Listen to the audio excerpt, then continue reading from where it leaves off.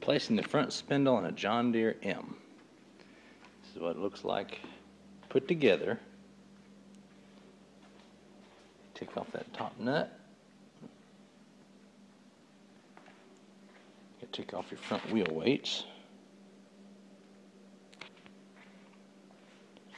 You gotta lift her up and it slides out the bottom. This is what it looks like apart. It easily slides out from the top. There's your front spindle. And this one had nothing inside of it.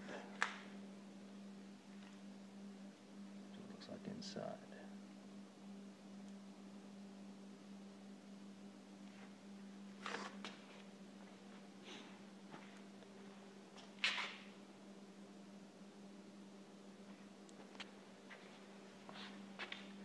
Luckily the shaft looks fine and dandy, and put some new pieces in it, and away we'll go.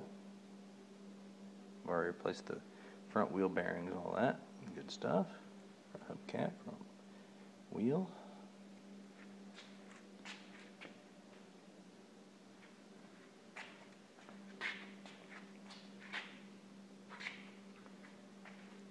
There's before again.